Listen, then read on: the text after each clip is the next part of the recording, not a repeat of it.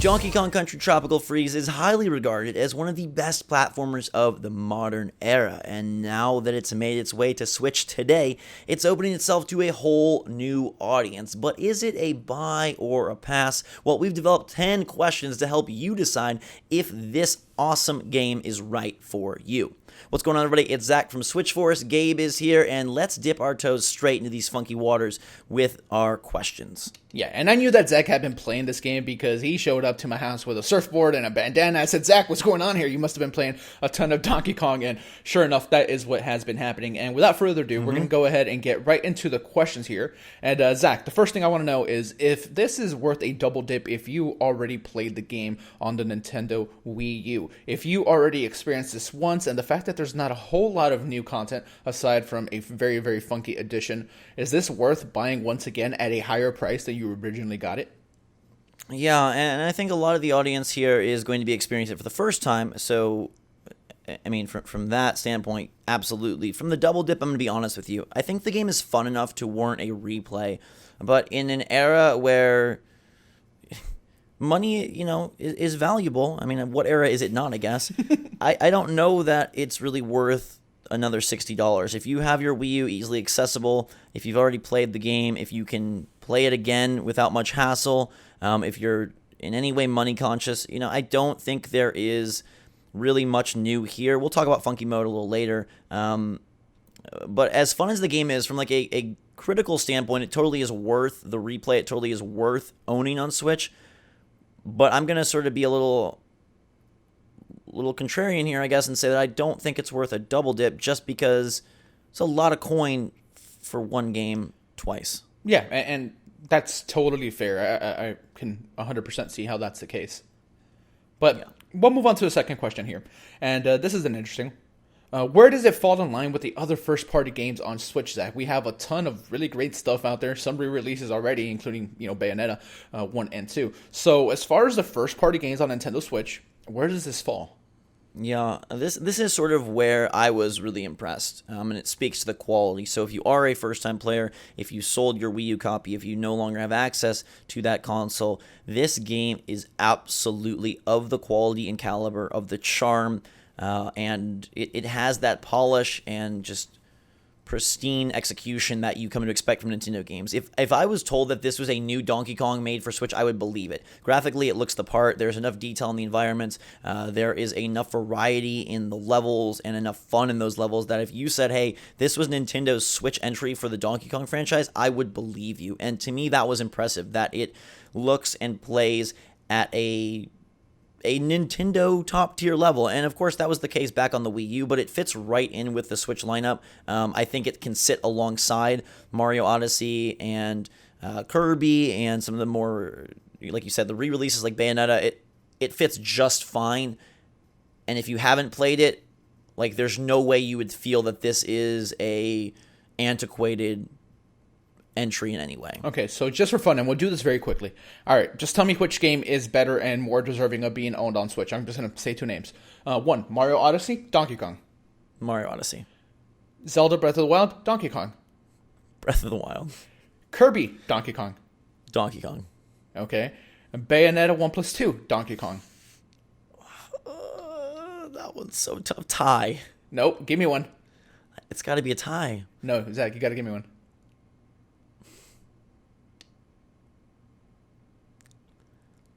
Okay, we're going to move on. I pass. It depends on the rest of your library. It depends on who you are. It depends on your age. Can you even play maturity games? All right, guys. Zach couldn't have some fun with us. All right, how does it run, Zach, in handheld mode and with single Joy-Con, most importantly? Because, if you purchase this, co-op is something you might want to do. The Switch allows you to just, hey, you take a Joy-Con, I'll take a Joy-Con. Very simple, simplistic controls. It's kind of built for that. So how does that work?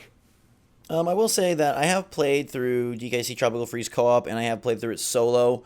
I think that there is a lot of fun to be had co-op in terms of just sort of like the shenanigans, but I feel like the experience is more pure and better alone.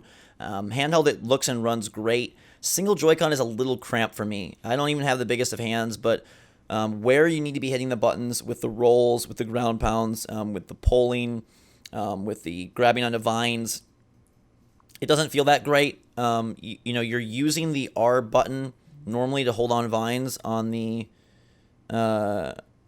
like, if you're playing with both Joy-Con or with a Pro Controller, and doing that with the little side buttons like the SL and SR is just not ideal. You can put so on I the don't straps. recommend.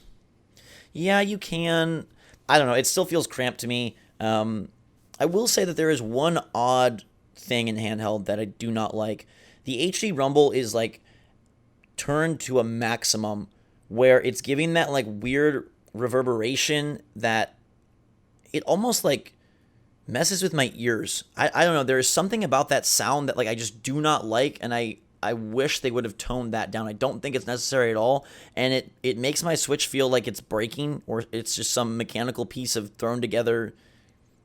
There's been a few other titles that are like this where, obviously 1-2 Switch, like HD Rumble is used like, oh, feel the marbles. But this where it's just like hitting like, feels like a freaking cymbal crush every single time, and I wish that was not a part of it. I really don't like that, and it kind of does annoy me in handheld that's a thing that you have to deal with. Yeah, but it performs well, right? The frame rate's It stable. runs and looks great. Yeah, Okay. From that standpoint, it's cool. It's really a very fun game to play in handheld mode, save for the extreme rumble. While on the topic of handheld mode, Zach, this leads right into my next question. Is this a good game to take with you on the go? Maybe you're going to go on some tropical adventure of your own. Is this a game that you can have some fun with while you're out there? Well, make sure that you are enjoying the tropicality of the outdoors and play this back at the hotel, or the plane, or the train, or the car. But absolutely, it's really good for that. The levels are truncated enough that you can get through them quite quickly. The checkpoints are frequent enough that it will elicit some frustration, but also fun of mastery. It is an ideal game for on the go because there are. It's built to be bite-sized, and I think that makes it perfect for that. And I do really like the handheld control scheme. It's a little cramped on a single Joy-Con, but playing with both Joy-Con, it's totally doable, and I felt myself being very precise and very effective. I think maybe even more so than like Zelda or Mario, which I did give the edge to earlier. This game is like the ideal ride to work or free period at school type game. Cool. All right, so we talked a little bit about, hey, maybe you already own this game. Do you want to double dip? But what if you've never played this whatsoever? You're a first-time player. What should you expect in terms of difficulty? Because we hear that a lot about this game, like that this game is actually quite difficult. Do you think that our audience, maybe younger people, would have a hard time completing this game, or do you think that it's like balanced enough? How do you feel about that? Yeah, it's a tough question to answer. I mean, obviously everyone's different, and there's always that like concern of like, am I good at this or am I just lucky at this, or how does this go? I don't know that these are accurate stats, but I wanted to quote this anyways in this video. A user on Twitter at Stealth said only about 15 to 20% of DKC Tropical Freeze purchasers on Wii U beat the game, and only around 5% got to 100%. So a very small percentage of the audience got through this game. Now, most games do see similar numbers. Completion is something that is far rarer than I think the hardcore gamer anticipates, but I would imagine that a lot of this is due to difficulty. Now, the first world of Donkey Kong Tropical Freeze is very forgiving, and if you start the game, you'll be like, hey, this is not going to be a problem. Once you hit World 2, it starts to be a far more demanding experience, and I could see some players that are not used to this style of gameplay that originated back in the NES and SNES era having a lot of issue, because there are really just, it is requiring a level of focus and precision that even surprised me. Even in the years it's been since I played this, like, no games are really requiring this. I just got done playing God of War, which I think some people would attribute as like a decently demanding game. It's no, Dark Souls or whatever, but that game I died maybe 2 or 3 times the entire time. Far more than that in World 2 of Donkey Kong Country Tropical Freeze, and I don't know that people are accustomed to that, so you should expect a challenging adventure, but to me, the practice and the repetition and then the mastery of those skills is so satisfying that once you get good enough to get to those A and B levels, which are the secret levels in each world, and you master those and sort of the rhythmic speed at which you can complete them, man, it is such a good feeling. But apparently the funky mode was added for good reason, because a lot of people do find this game to be incredibly challenging. And now let's go ahead and get into that, because that was going to be my next topic here. I'm sorry I have outed you as the funky simian that you are, Zach. But tell me a little bit about funky mode, which is the only new addition to the game. Yeah. I want to make a little distinction first, which is that A game like Celeste is regarded as very difficult, and so much of Celeste is about your movement and making sure that you do everything 100% right. Donkey Kong has that, but The environment.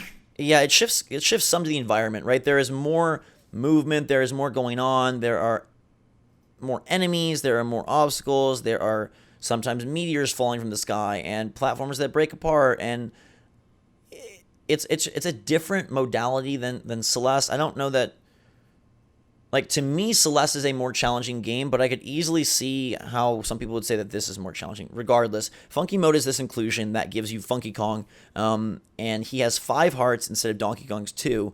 Now, the difference there is Donkey Kong can pick up Diddy, Dixie, or Cranky to add to his heart count and make it 4. Funky cannot. He is a solo simian. He will have 5 hearts, but he has a surfboard that allows him to double jump. It allows him to basically like helicopter slowly down from any jump, and it allows him to land on spikes or enemies that normally Donkey Kong could not land on. So it really is an easy mode to the hills. He's allowed to, I think, include more items. They come at a cheaper rate. For me, it makes the game not worth playing. Just in Funky Mode. In Funky Mode. Yeah. Because it takes away... Like, yes, Donkey Kong is a pretty game, and maybe this is slightly blasphemous, but, like, it then becomes Kirby to me, where the entire enjoyment is just experiencing the audio and visual charm of Donkey Kong Country Tropical Freeze, because it walks challenge right out the door and says, have a nice day. I can see how this could be useful for some people.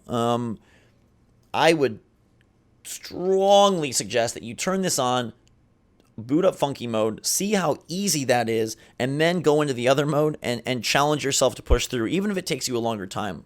There's not infinite levels in Donkey Kong, so it's okay if you die 10, 20 times on a world. You will be getting a lot of red life balloons. You will be going through a lot of quick loads to get back into the game, and that's like A-okay. But I think that so much of the success of this game is due to the satisfaction received from accomplishing and building your skill. And for me, Funky Mode, while like it's nifty that they added this character that has all of his own animations, all of his own stuff, like it totally changes the feel and the flow of the game to a point that I don't even feel like it's the same product.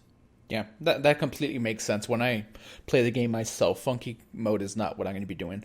But Zach, speaking of playing the game and me getting it, this game is more expensive than it originally was on Wii U. Yes, it is. There is a $10 price increase. Is the game worth the $10 increase? Does that really matter, or is the content that's there enough to be like, hey, okay, this is a $60 game because everything on Switch is $60 and it's great? Right. I don't think I can ever advocate or say it's okay that they increase the price 4 years later. I don't know when. There's no situation where that's like a thumbs up. But like I mentioned with question 2, it does feel of the caliber of a first-party Switch game, and from that standpoint, if you didn't know about it being $50 before, if you didn't have the opportunity to play it before, there's no reason that you would feel like, oh, this isn't worth $60. That's not something that I think would enter anyone's mind, except for the fact that it did exist previously. So it's a little bit of this and a little bit of that. I don't think that they should have raised the price, but at the same time, it is of the caliber of a first-party Nintendo Switch game, which are $60, so I understand. Yeah. Okay. For this next question, Zach, I'm going to get a little weird. So, as a new Switch owner, let's pretend for 1 second, Zach, you do not own a Switch, you've never played it. Right. Is this one of the first games that you should get? Of course, you have the information required to make these decisions because you've played all these games. But, if you just got a Switch, where do you think this one would fall? Of course, you're probably going to get Mario and Zelda first. After that, though, are you getting Donkey Kong before Mario Kart? Or, how is that going in your head right now? I think, you have to assess, what is your friend group like? Are you going to be exposed to a lot of multiplayer sessions? So things like Mario Kart 8 Deluxe makes sense. Are you wanting to play a lot of online? So, Splatoon 2 is your go-to. There really has been established sort of this, golden tier of Switch games that would include Zelda, Mario, Splatoon, Mario Kart, and then maybe some of the indies that's really hard to top. But depending on what genres you prefer, I could see Donkey Kong sliding in there. Maybe if, Breath of the Wild is your big tentpole 80-hour game, and, Mario Kart, or later this year Smash is your multiplayer affair, maybe do go with something that's a little bit better on the go, and get Donkey Kong Tropical Freeze because it fits sort of a different genre. It would be hard for me. One, if you've already played it, then it's hard. But even if you haven't, I think it's hard to, again, like that sort of like OG Switch quartet of like Mario, Zelda, Splatoon, Mario Kart. Like, it's very hard to top. I think after that, it becomes like completely fair game. Like, I could easily put this above any number of Pokken, Fire Emblem Warriors, Bayonetta, Kirby. Like, from that standpoint, then it's easy. But it would be hard for me to like replace. If I'm blunt, I would say like get Breath of the Wild and Celeste. Yeah. Okay. But it's still a great first party game. We want to throw that out there. Absolutely. It to me it is the. I mean, I know Bayonetta is more for some people, but to me it's like the best retail game on Switch this year. So far. Yeah, so far. All right, so with that, we will move on, Zach. Donkey Kong is one of the earliest characters that Nintendo threw out there in some form or another. And how does this compare to other Donkey Kong games? Because there's been a lot.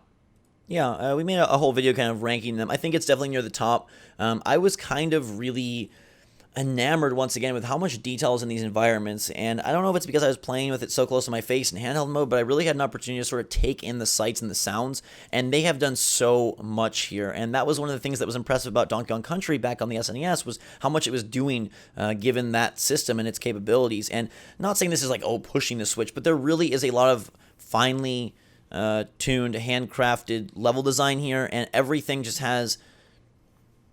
There's a lot of depth to the levels, and there's these instances where you're in a minecart, and then you get thrown off the minecart and land in this little log, and then the log goes through a machine and turns back into a minecart, and just little things like that are so charming and so cool. It maintains creativity without ever feeling clunky. Not funky, Gabe, clunky. Mm-hmm. And I don't know, I really love the inclusion of Dixie, Diddy, and Cranky, and I guess also Funky.